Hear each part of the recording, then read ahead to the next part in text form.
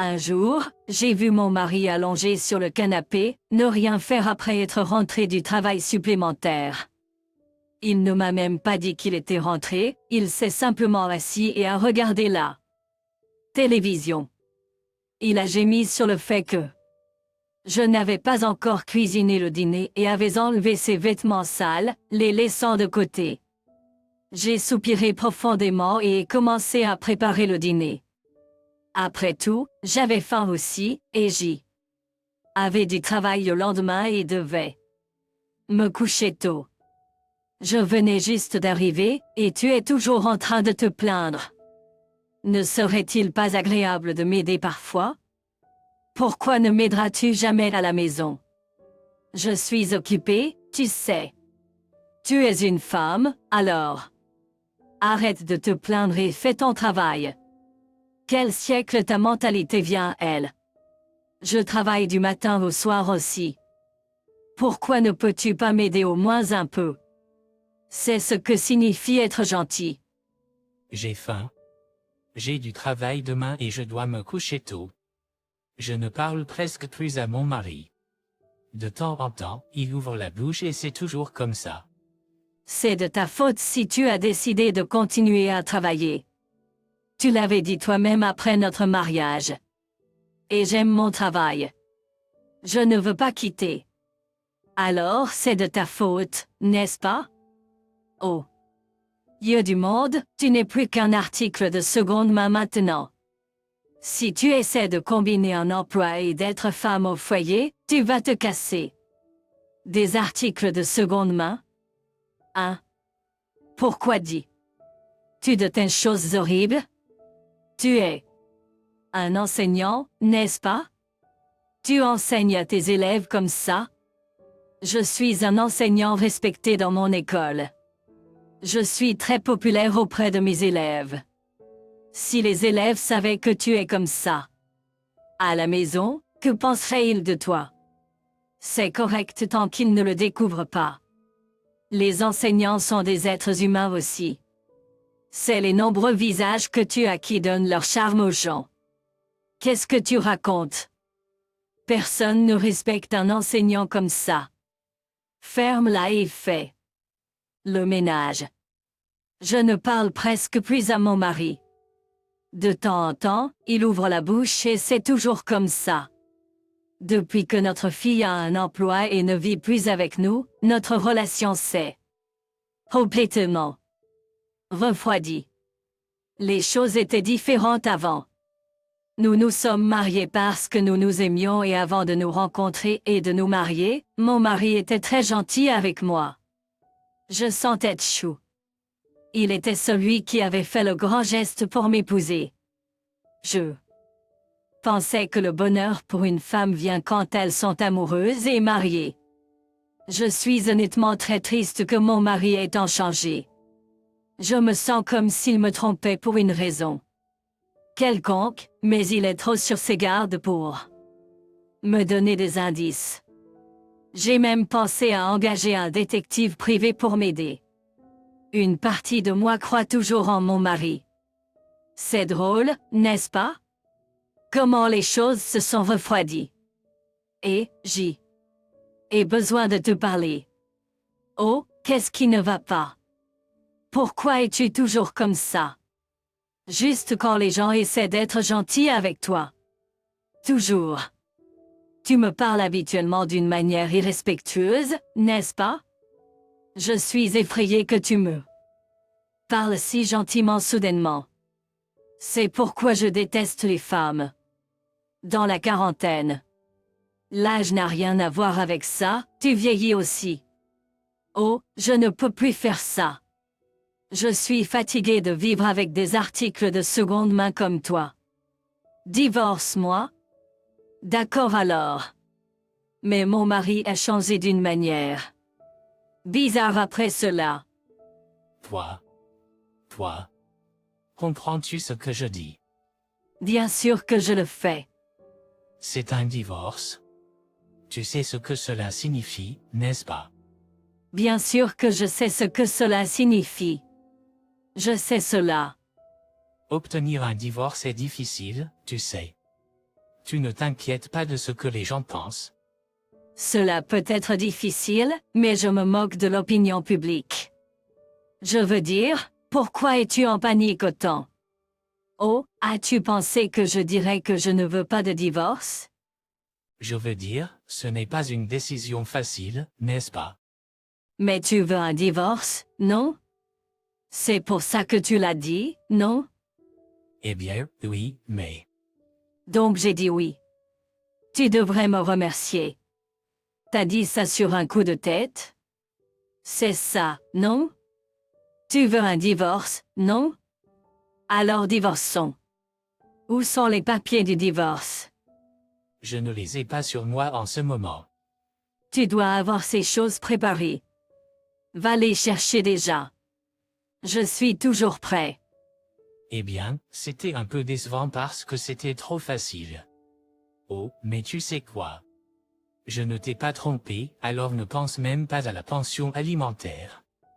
Pourquoi l'infidélité est soudainement sur la table? As-tu une liaison? Je veux dire, ce n'est pas comme si tu allais me le dire de toute façon. Ce n'est pas vrai. Vraiment?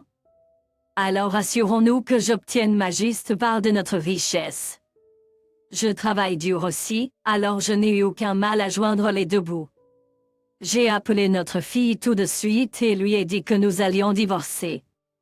Comme vous pouvez l'imaginer, elle a été surprise. Elle savait ce que mon mari m'avait dit et ce qu'il avait fait. Elle a immédiatement accepté le divorce. Au fait, ton père t'a-t-il appelé ou envoyé un message? Oh, attends une minute.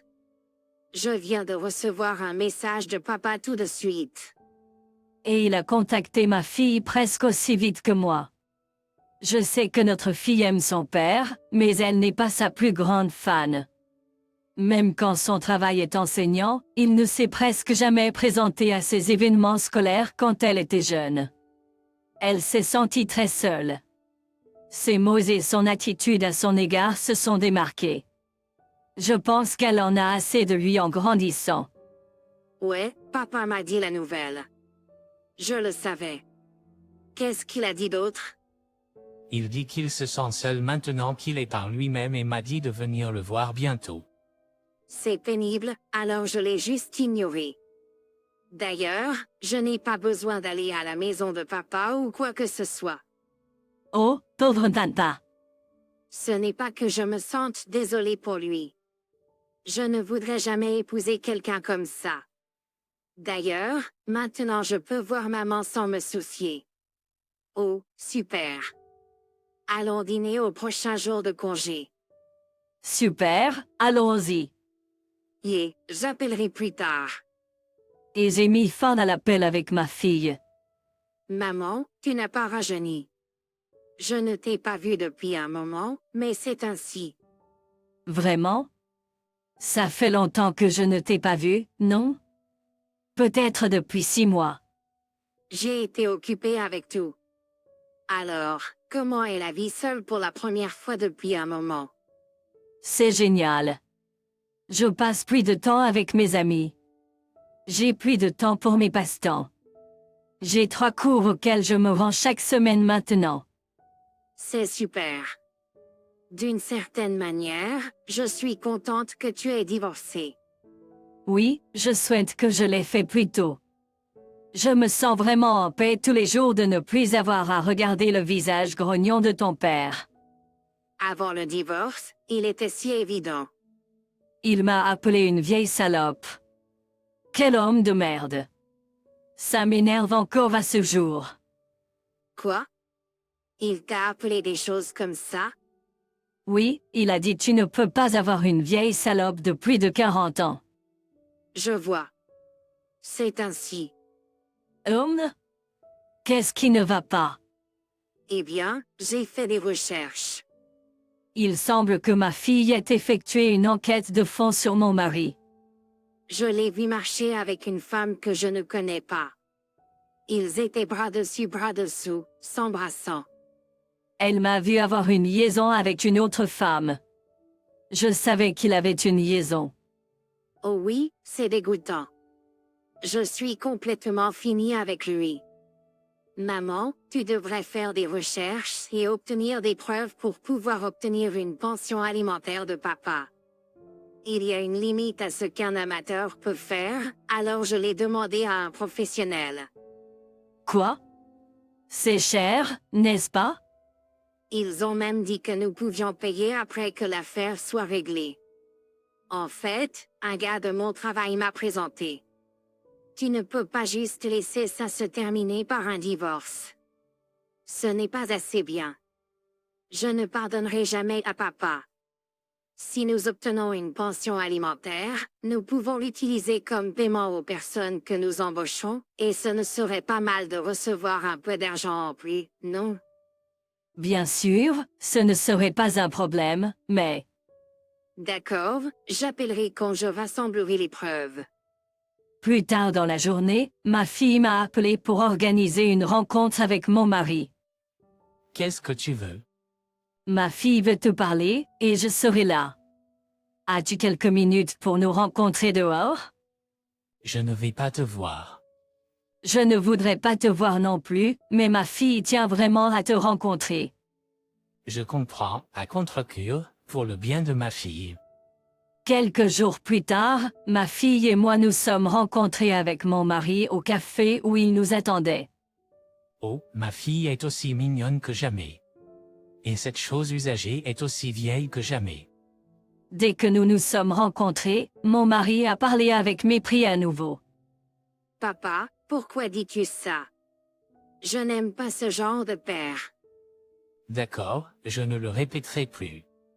Ne me dis pas que tu n'aimes pas ton père. Je suis un homme très honnête, donc je dis juste ce à quoi je pense. Quel est cet alibi? Je déteste un père qui pourrait appeler ma mère marchandise d'occasion. D'accord, je ne le dirai plus devant toi. Pas seulement ça, ne le dis plus jamais. C'est trop cruel. D'accord, d'accord. Ma fille a toujours eu l'habitude de plaisanter en disant qu'elle n'aimait pas papa. Elle le disait comme une plaisanterie, mais maintenant ça sonne comme si elle le pensait vraiment. Au fait, est-ce que je peux revenir au fait? J'ai entendu dire que tu avais une liaison. Hein? Non, bien sûr que non. Pourquoi es-tu si paranoïaque? Est-ce que tu me manques ou quelque chose comme ça? Je ne suis pas délirante, et je ne te manque pas. Tu sais quoi? J'ai des preuves. Preuve? Comment est-ce possible? Papa, je suis désolée, mais c'est moi qui ai trouvé les preuves. Est-ce que tu peux encore nier après avoir vu ça? Lorsqu'elle a dit cela, ma fille a posé quelques photos sur la table. Bien sûr, ce sont des photos que je n'avais jamais vues auparavant. Elle était de mon mari et de la femme avec qui il avait une liaison. Oh mon Dieu! Où prévoyez-vous d'aller, main dans la main? Oh, la date de celle-ci semble être le lendemain du divorce, n'est-ce pas?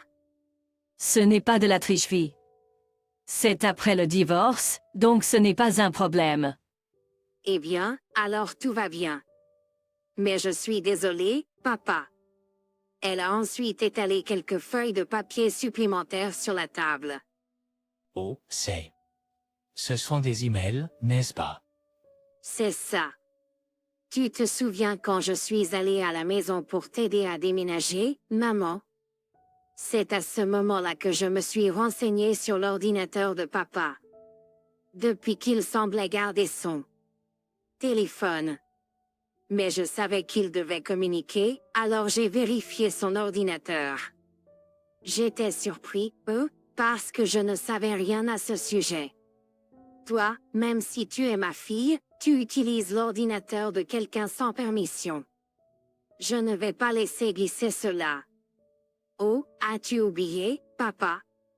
Je n'ai pas utilisé sans permission. Je t'ai demandé si je pouvais emprunter ton ordinateur pour chercher quelque chose. Tu te souviens pas? Je devais chercher quelque chose, c'est vrai, mais je ne sais pas si c'était un bon timing ou un mauvais timing. J'ai reçu un email au même moment où j'ai commencé l'ordinateur. Le nom de elle expéditeur était amour, alors je l'ai cliqué dessus. Je ne pouvais pas m'en empêcher, n'est-ce pas? Ma fille a donné à mon mari un sourire diabolique, mais je ne suis pas sûre s'il y avait quelque chose qu'elle voulait vraiment vérifier ou non. C'est la preuve que tu as eu une liaison depuis le temps où tu étais encore marié, n'est-ce pas? Es-tu prête à payer une pension alimentaire? Nous sommes divorcés, alors la pension alimentaire n'a rien à voir avec ça. Oh, tu ne sais pas. Le délai de prescription pour adultère est de 3 ans. Alors, je viens de divorcer depuis peu de temps, donc j'ai droit de demander une pension alimentaire de toi. Quel enfer! Je t'ai facilement accepté le divorce, n'est-ce pas? C'était très sincère, n'est-ce pas? Alors montre-moi de la bonne foi et paie la pension alimentaire. Je me suis levée de mon siège, et ma fille a dit à moi. Attends, je vais aller avec maman aussi. Oh, papa, je ne t'aime vraiment plus. Ne me contacte plus jamais. C'est dégoûtant d'avoir un homme qui trompe sa femme comme mon père. Si tu montres jamais ou appelles à moi à nouveau, je te poursuivrai pour harcèlement. Eh bien, bonne chance. Je vais parler à mon avocat sur les frais et tout. À partir de maintenant, tout passe par mon avocat. Ensuite, nous avons décidé de rencontrer la femme avec qui mon mari avait une liaison. Salut. Agréable de te rencontrer. Je suis son ex-femme. C'est ma fille. Quelle affaire avez-vous avec moi? C'est à propos de toi et de la liaison de mon ex-mari. Quoi? Qu'est-ce que tu racontes? Je n'ai pas eu de liaison. Peut-être qu'elle faisait semblant de ne pas savoir. Mais quand ma fille lui a montré la preuve, son visage a changé. Voici la preuve que vous et mon père aviez une liaison. Vous avez beaucoup de temps libre, n'est-ce pas? Vous n'avez pas honte de laisser votre fille faire tout ce travail pour vous? Vous étiez une sorcière? Excusez-moi? C'est ainsi qu'il vous appelait.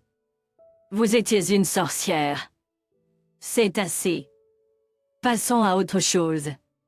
Je vais demander une pension alimentaire à votre égard également. J'ai déposé une demande de pension alimentaire contre mon mari. Mais vous êtes divorcé, non? Alors cela n'a plus d'importance. Il semble que vous ne sachiez pas non plus. Comme je l'ai expliqué à mon mari précédemment, le délai de prescription pour tromperie ne s'applique pas seulement aux trompeurs. Si seulement vous aviez été plus féminine, comme moi, il ne vous aurait pas trompé. C'est votre faute d'être une sorcière usagée, n'est-ce pas? Ne pensez-vous pas qu'il est mal de ne blâmer que moi en ignorant votre propre manque d'effort? N'est-ce pas cela être une sorcière usagée? Je ne sais pas ce qu'elle raconte. Elle continue de dire que c'est de ma faute d'avoir été trompée. Et madame, de mon point de vue, vous êtes une sorcière usagée vous aussi, non? Oh, c'est grossier. Votre maquillage et votre mode sont juste une tentative désespérée pour paraître jeune. Je ne sais pas quel âge vous avez, mais vous avez l'air plus âgé que ma mère. Et, ta fille est très grossière. Oh, je suis désolée. Ton petit ami infidèle m'a élevé. Quoi? Cette querelle a duré un moment. Ma fille a un grand sens de l'humour, mais quand il s'agit de la pension alimentaire, le trompeur ne voulait rien entendre. Je lui ai dit, si tu ne veux pas me verser de pension alimentaire, puis-je parler à ton mari? Bien sûr, le divorce est déjà conclu, mais le fait est que vous et mon mari avez eu une liaison, n'est-ce pas? C'est un fait que vous avez brisé votre famille en trompant. Je ne pense pas que ce soit juste que seule notre partie devrait souffrir la douleur. Je vais m'assurer que vous serez également punis. Et avec cela, le partenaire infidèle a fait une tempête hors du magasin. Oh, elle est partie. Je me demande si elle se sentira jamais coupable. Eh bien, si elle s'était excusée et avait réfléchi à ses actes, je ne serais pas devenu si sévère. Mais c'était la faute de l'autre partie, alors il n'y a rien que je puisse faire à ce sujet. Quelques jours plus tard, j'ai reçu un appel de mon mari. Je ne veux rien. Qu'est-ce que tu as dit à l'école? Eh bien, je leur ai dit la vérité. Pourquoi as-tu fait ça? Parce que ni vous ni l'autre femme ne vous êtes jamais excusés auprès de moi. J'étais très en colère contre vous deux. J'ai dû quitter mon emploi. Ils ont dit que je serais suspendu pendant 6 mois, alors je n'avais pas d'autre choix. Tout le monde me regardait avec déception, alors j'ai dû démissionner. Je voulais vraiment que tu sois renvoyé de mon travail, mais malheureusement, ce n'était pas possible. Je voulais vraiment que tu sois renvoyé de mon travail pour faute, mais malheureusement, ce n'était pas possible. Eh bien, tu ne peux pas être renvoyé pour avoir trompé, mais je l'ai quand même quitté de toute façon. Oh, je suis désolée d'entendre ça. C'est une bonne chose que j'ai obtenu mon allocation en un seul versement. Oui, cette allocation. Et l'autre mari m'a aussi facturé pour cela. C'est juste naturel? Si tu n'avais pas dit toutes ces choses supplémentaires, l'autre mari n'aurait jamais découvert. Lâche. Lâche? Tu es le lâche. Tu appelles les gens vieilles filles usées, et tu as une liaison et espères que les gens ne le découvriront pas? Pensez-vous que c'est correct qu'un enseignant qui enseigne aux enfants sur le mathématique et l'histoire mondiale fasse une telle chose? Oh, et maintenant, vous allez leur enseigner cela aussi, N. Est-ce pas? Si vous détruisez votre famille en trompant votre femme, vous serez condamné à une pension alimentaire et vous risquez de perdre votre emploi. Mais... D'accord, vous récoltez ce que vous semez. Alors? Pourquoi ne recommençons-nous pas? Si tu me pardonnes, tout ira bien, n'est-ce pas? Si vous me considérez comme prenant ma retraite un peu tôt, ce n'est pas si grave que je quitte, n'est-ce pas?